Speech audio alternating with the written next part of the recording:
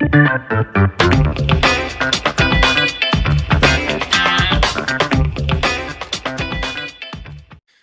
and welcome to another episode of the Real Estate Investing Club. I'm your host, Gabe Peterson, and this is the place investors go to gain actionable advice, learn about current market trends, and hear war stories from other professional investors out there in the field today.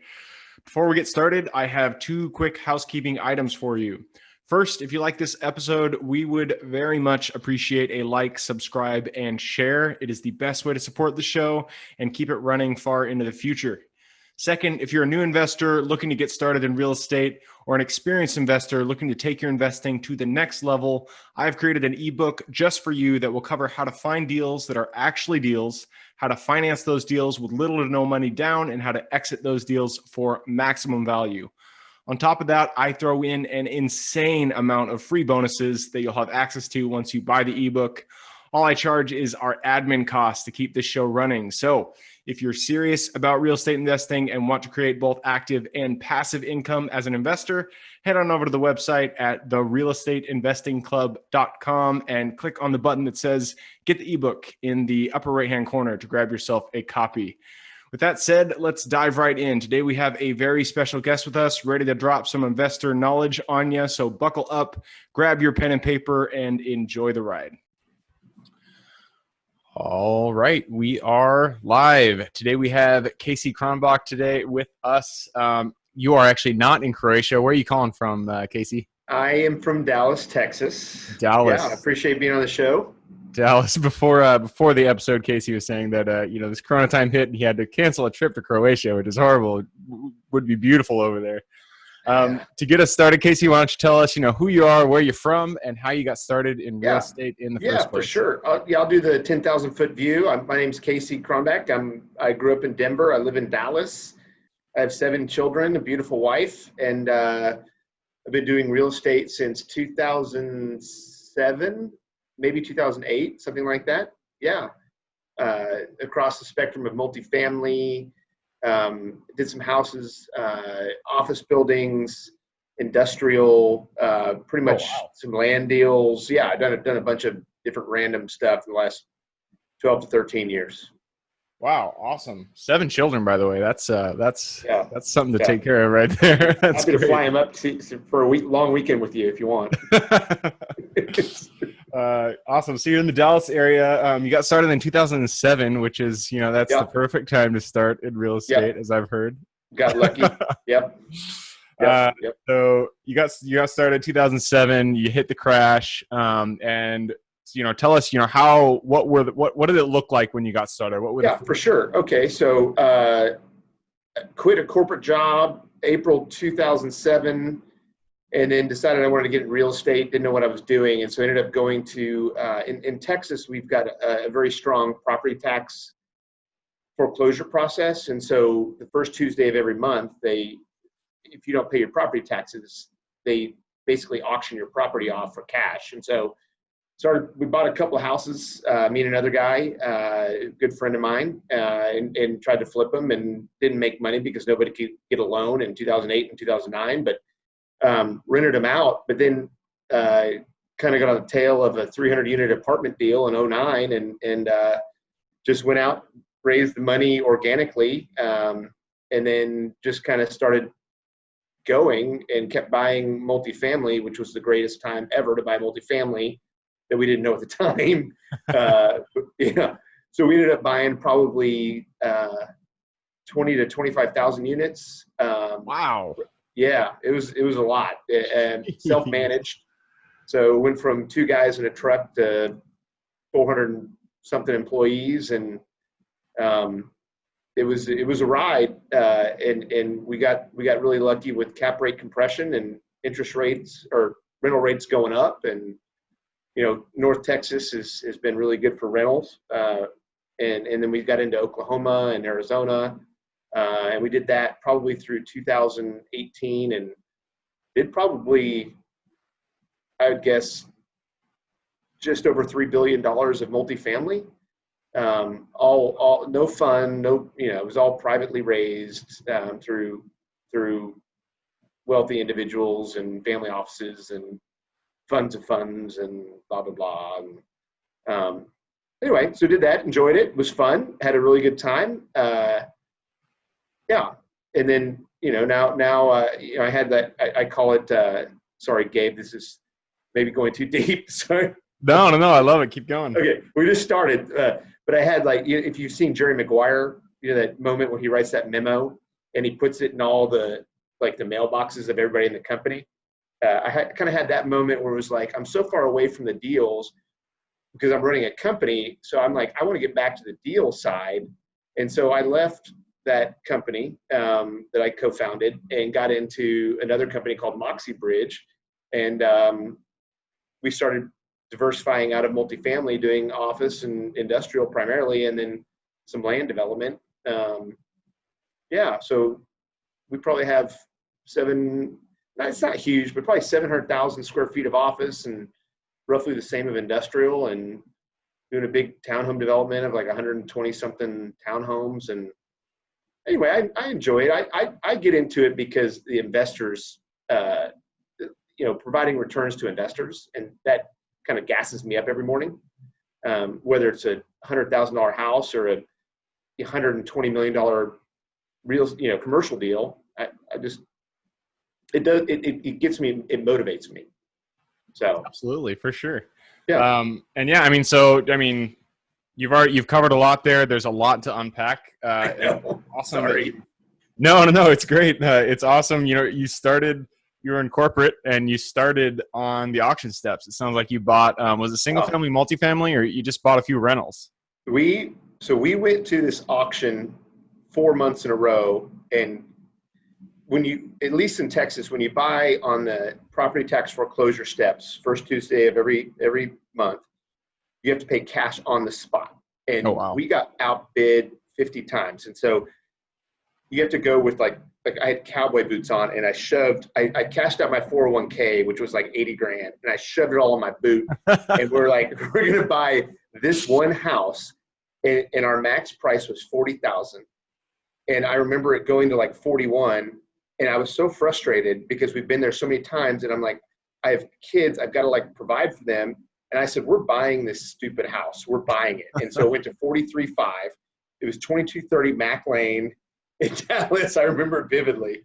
And we ended up buying. So you get awarded, you go up, you give them the cash, and then they give you a quick claim deed, and then you own it. And you have no idea what you just bought until you go drive and see it.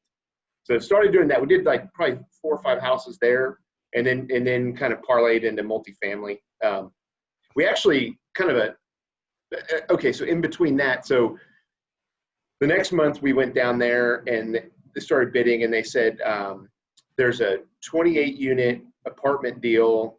The constable goes, I have no idea, about it, but I know there's people living there and there's a structure. We're going to start the bidding at 490 something thousand. And we're like, we weren't even there to buy it. And so we sat there, and he's like, start the bidding. Nobody bid on it. And then he goes, open bidding. And we're like, we kind of looked around like, what does that mean? Yeah. So one guy says $100, and we're like, $200.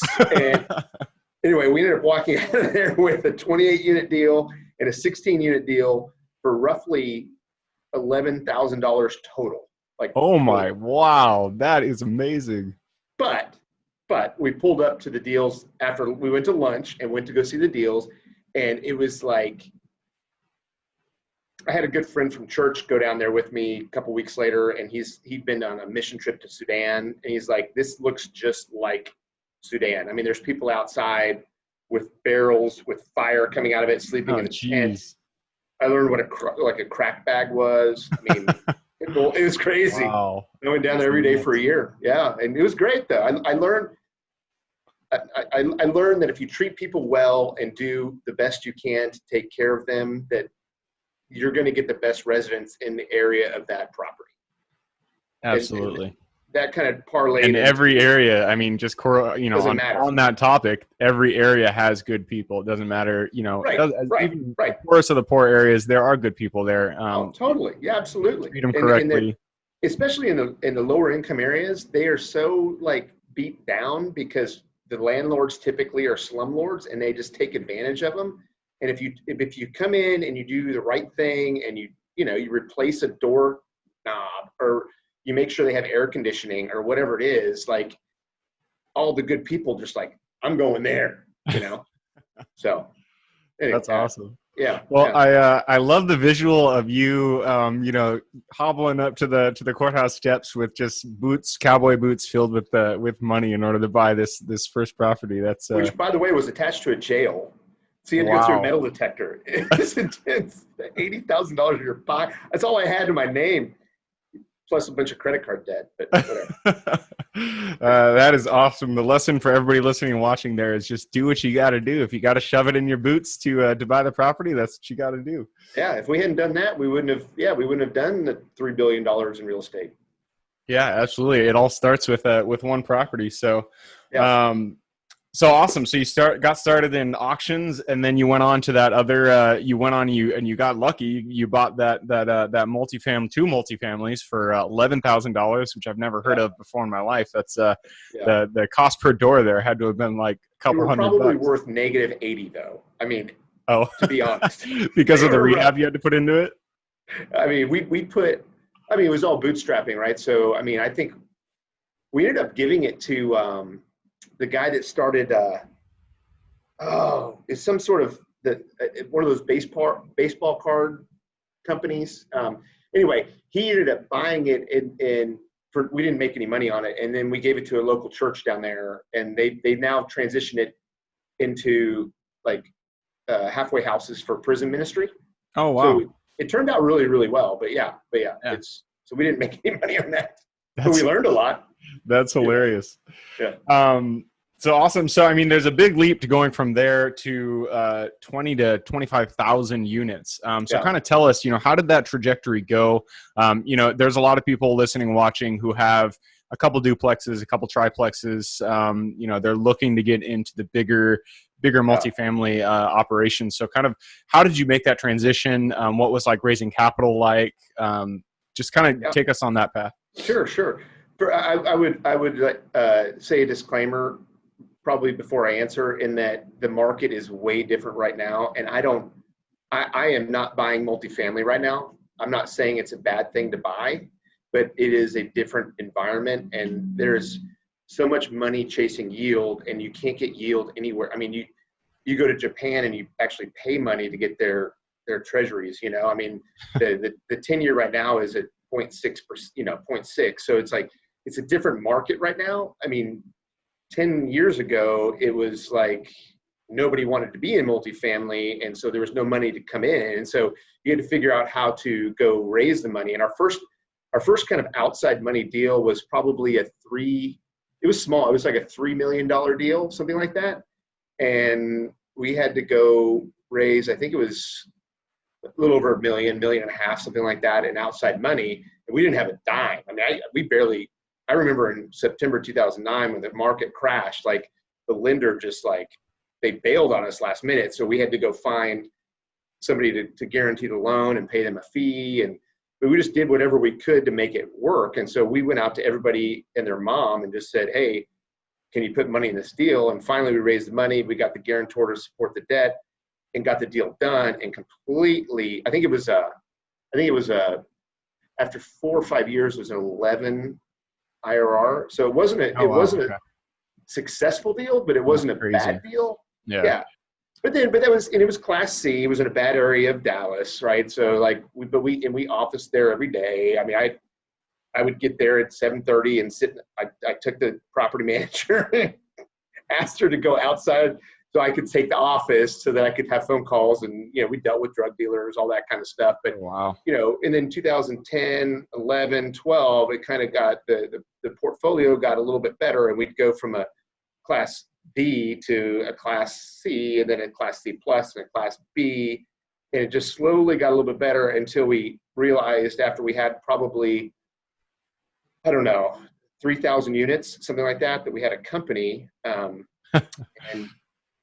that's what it takes, is just 3,000 units to. Well, I mean, we had like 40 employees. I'm like, I didn't even know this was happening. Like, we're in real estate. Like, I didn't realize we were gonna have employees.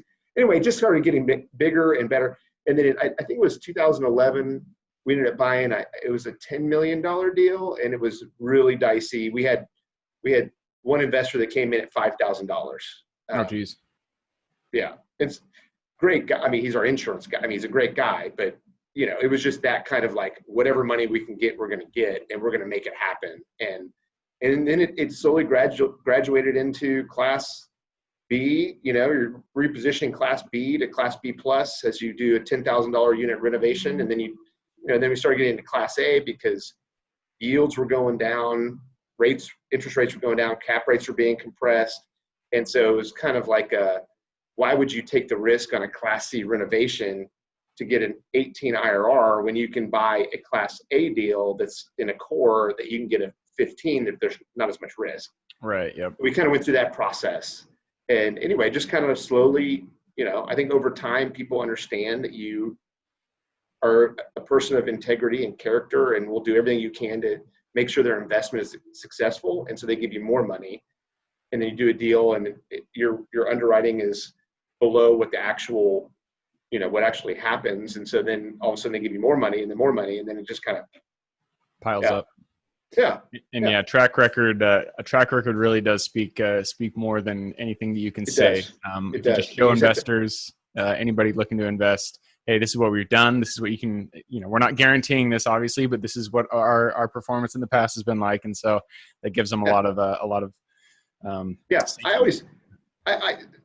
always tell people that are new to invest with me or our company or whatever, is like, when stuff gets really bad, whoever you invest with, if they're not going to answer your phone call and they're going to dodge you and they're going to that's not our mentality. Like, things will go bad, and we've had some deals that have not been that great, but like, you can call me on the phone, and I will answer, or I'll call you back in an hour. I think that's really important. Absolutely, being completely open and available for. Mm-hmm. I mean, this is people's money. It's the way that they it's their safety net, and so your role in that is very important, and showing that you're willing to answer all their questions is super useful in that situation. Yeah. So you mentioned you went, you looked up one day and all of a sudden you had 40 employees. You're like, whoa, we have a company. So what was the first employee that you got? What were the first few positions that were really integral or central to building that foundation of the company that you built, up to 20,000? Hopefully they watch this at some point, but Javier and Mary, excuse me, were the first two. And they stayed with us for, I think 10 years. They taught us everything. I mean, I didn't know how to manage an apartment complex, but I was there at 7:00 on a Friday night trying to manage it. Like, I'm trying, but I would say if I'm a person trying to grow a real estate company, the number one most integral person to have on your team is a strong controller. Like, an accountant is very important and they do a great job. A controller, though, like, as you grow, they can grow with you, and they can make sure you don't get into trouble.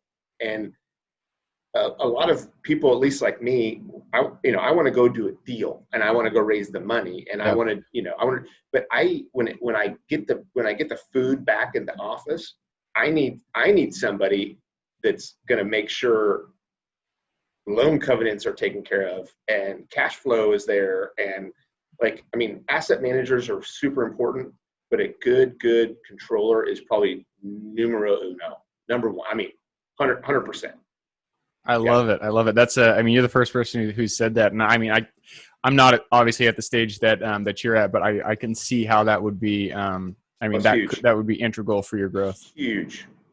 Otherwise you're going to run the risk of missing a distribution or screwing up the books or missing a whatever loan, whatever covenant again. Somebody has to be like home base. Yep. Absolutely. Yeah. Awesome. So this you went from 1 to probably about 15, then to 300, and then to 20 to 25,000 units.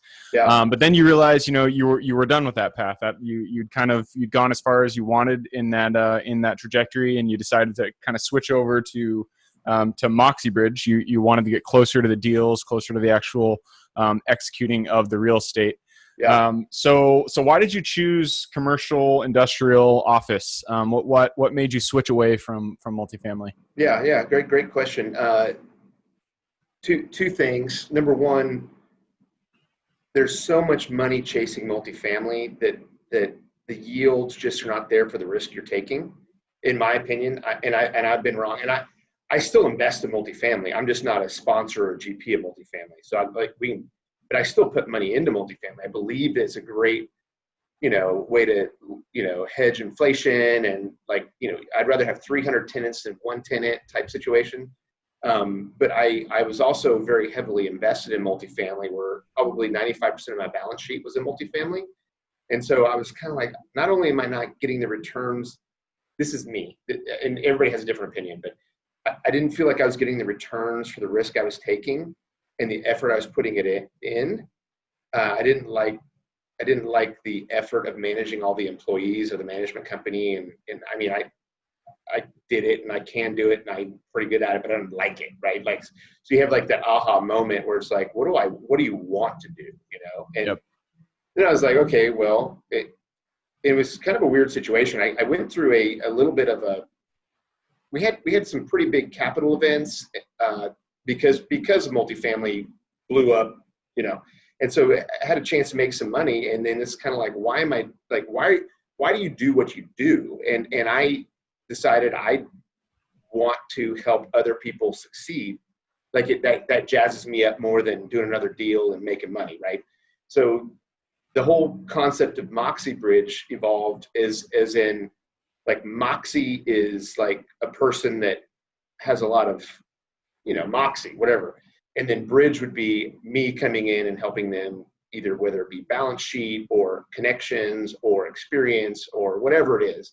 So you take people with moxie and you bridge them into what they want to do. And so we started this company, and we now have like 10 people, people focused on office buildings, focused on industrial buildings, and stuff that they probably couldn't have gotten done had we not been able to come behind them with a strong controller and make sure that they make sure that we can support them and, get the loans, raise the money, all that kind of stuff. And then we split the profits on the GP side. So you have kind of individual operators coming to you with these deals, and you are the financier and the mentor, consultant, kind of a role in that. Yes, that's exactly what we're doing, and it's worked out pretty well. I mean, we've had our stumbles, but I get great pride, and I'll stop after this. Sorry, I get a lot of fulfillment. Let me say that, out of watching other people that were me 15 years ago succeeding in the career that they want to do, and if I can help them do that, like, that's exciting to me. Absolutely, and I guarantee that they appreciate that because when you were there when you get started, it's rough. You don't know what you're doing. You're just throwing shit on the wall and hoping it sticks. And exactly, yes. Nailed it. And, having somebody with your credentials, kind of take their moxie and bridge it across to success is you got it. You got it. So awesome. So that you didn't quite. I love the answer, but so specifically, why commercial industrial office? Oh wait, you did mention that. Sorry, you because the compression, cap rate compression for multifamily is just to get out of multifamily. Yeah. And honestly, we're not targeting office buildings so much right now, especially given COVID. I mean, it's going to be really interesting to see what happens with that over the next 6 months. Yep. We've noticed across our portfolio, although we're collecting money and we're 98% of where we were before, but it's still like nobody's at the office. Like, you pull up to a 200,000 square foot office and it's like crickets everywhere. It's crazy. We think that industrial is like a really great spot to be in right now. Multifamily is too. It's not. And what we like about industrial, as everybody kind of already knows, is like last mile industrial is smoking hot right now. I mean, smoking hot. I mean, and that's like distribution centers, warehouse, anything like that, correct? So what? Because most of the audience is real estate people, right? I mean, yep. So okay, 100%. Yep. So like the 200,000 square foot Amazon building is trading at like a 4 cap. So that's like not that exciting because debt is like you can maybe get 3.5. I mean, you know, but what it is interesting and what we're doing right now is I mean, we might be wrong, but buying, like, nobody wants to buy a single tenant, call it a furniture retail distribution facility, like too much risk, all that kind of stuff. But you can buy those at like a 6.5 cap. But you don't want to own just one because number one, they're small. They're like $4 or $5 million, and so you have to. But if you can aggregate 20 of those and kind of cross the equity and cross the debt and make it a portfolio situation, all of a sudden it's like you can buy them on a 6.5, and then there's a lot of people like Blackstone and Starwood, whatever, that they don't want to put out 4 million, but they'll put out 100 million. So if you've got 20 deals at 4 million, maybe they'll pay you a 4.5 cap. So you get current cash flow, and then you get a compression on the cap rate when you go to sell in 4 years. It's just a lot of work along the way because you have to buy all these different deals and have the money. Gotcha. Sell it as a portfolio. That makes sense. Yeah. And then you'd also be mitigating your risk because you have, I mean, if one tenant goes away, just like in multifamily, you don't want to buy just one house because you could have a 0% occupancy if one tenant leaves. Yeah. And so over 20, you have, you reduce your risk by increasing the probability that you'll have occupancy there. 100% correct. Yeah. Awesome. I love it. Yeah. So. Well, hey, Casey, we try to keep these around 20 to 30 minutes, and we're butting up on the end of it here. But I appreciate you coming on. Before we leave, I always ask people the same questions. There'll be 3 of them. One, really quick, we all get our information somewhere, a lot of us from books. So if you could give one book recommendation for real estate and then one for non-real estate, what would they be?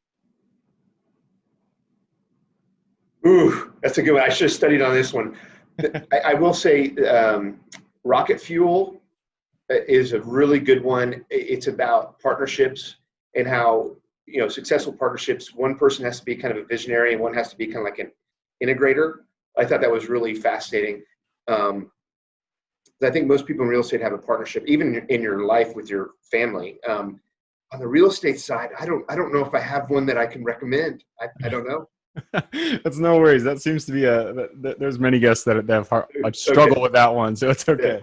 Yeah. But Rocket Fuel, that's great. I haven't heard of that one. I'll have to pick it up.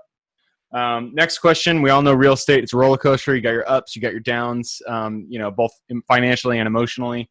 So kind of tell us, just a real quick story. What was, something that just kind of, came out of the woodwork, and what was the lesson that you learned from that? Okay. I think if I had to pick one thing that I've learned, just because when you buy real estate, you can't do it all on your own. Like, you have to have a management team or a leasing team, or you have to have all these people to help you do, or investors. And I've learned, it took me probably 5 years to learn this, working with people with integrity and character, that's a good, like, cultural fit type person with me. I would rather have that than someone that has a resume of being a property manager for 15 years. Like, it took me a long time to realize that that's what's more important than capability. Capability means you can teach that. Absolutely. Yeah. Culture, fit, being able to, that's what makes, for me, it's why I want to go to work with my partners, with the people that I work with, is that, I enjoy working with them. I trust them. I trust their abilities. I trust their integrity, and I actually like being with them. And when you don't have that, it's a struggle for sure. Yeah. It's huge. Huge. Awesome. So last question, you actually already touched on it just there. If you could go back to the Casey who was just walking up to those auction steps with cash stuffed down his boots, and give that guy just one piece of advice, going forward in real estate, what would that be? Go faster. I think we missed out on a lot of opportunities, just given the timing, retrospectively looking at it. We should have bought, I think in our first year, we doubled unit count for the first 3-4 years. We should have done way more than that. I mean, but you know, who knows? Yeah. It's kind of like right now, like the economy's crapping. So maybe it's time to buy. I don't know, you know? If only we had a crystal ball. Right. Awesome. Well, Casey, again, thank you very much for coming on. I appreciated everything you shared with us, and I'm sure everybody listening and watching appreciated it as well. You know, you've given us a lot. Everybody needs to receive things in return. So if you could receive one thing, be it a lead, a connection, a book recommendation, anything, what would you want to receive? God, you ask some deep questions, man. I don't know. I would like to receive somebody getting a message from my experience to go out and be successful. That's what I would like to receive. Moxie Bridge. I love it. Yeah. And if somebody did want to get in contact with you, what would be the best way to? Just 3 letters, kck@moxiebridge.com. Pretty simple. There you go, kck@moxiebridge.com. And I'll also put his LinkedIn profile in the show notes. So if you want to reach out there, you can do that. Again, thank you, Casey, for coming on. Thanks, for everybody Gabe. Listening and watching, we appreciate you guys coming along on the journey with us as well.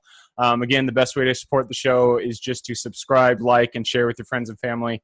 And we look forward to seeing everybody on the next episode. All right, Gabe. Appreciate it, man. Thank you for joining us for another episode of the Real Estate Investing Club. I hope you guys enjoyed the episode as much as I enjoyed putting it on, and we're able to pull some actionable advice that you can apply in your own investing today in the field. Before you go, we have a gift for you. If you're a new investor looking to get started or an established investor looking to take your investing to the next level, I've created an ebook just for you, available on our website. This ebook will cover how I was able to create both active and passive income in real estate with very little money to start with. In it, I will address the 3 most often cited obstacles new and veteran investors run into by showing you how to find deals that are actually deals, how to finance a deal with little to no money down, and how to exit those deals for maximum value. And if you get the ebook today, I am throwing in a bundle of bonuses, 7 of them to be exact. The first one will be the off-market lead generation blueprint, which will take you through the exact systems and processes we use to generate off-market leads like clockwork, which is the most important skill when it comes to creating wealth in real estate. The second bonus is the A to Z REI systems and vendors guide, which will allow you to peek under the hood of our business and see the exact tools, systems, and even the vendors we use to see the success that we do. And the third bonus is the top 100 best performing keywords pack, which will give you the exact keywords we use to target motivated sellers online using PPC ads. The fourth bonus is our contracts bundle for wholesaling and renting real estate, which will give you access to all the contracts we use in the field to execute all different types of transactions. After that is the Investors Quick Analysis Calculator and Offer Tool, which will allow you to quickly calculate whether a deal is an actual deal and will allow you to create an offer automatically from those calculations. This is a lot of bonuses that I said. I'm just going to keep going down the list. Number 6 is the Investors Daily Success Tracker, which is a tracker you can use to ensure you are taking the right actions day in and day out to reach your financial goals in real estate. And the last bonus is the Wholesalers Template for Quick Assignment Cash, which will give you the templates we use to present our wholesale deals professionally and efficiently to our buyers. Whew, that is a bundle. So it's a mouthful. You get all of those bonuses for free when you download the ebook. All we charge is the admin cost to run the show. So if you're interested in the ebook and the bonus bundle, head on over to the website at therealestateinvestingclub.com. Click on Get the Ebook Bundle at the top of the page to take advantage of that deal. And with that said, I hope you have a fantastic day and even better week. Keep rocking real estate, and I look forward to seeing you on the next episode.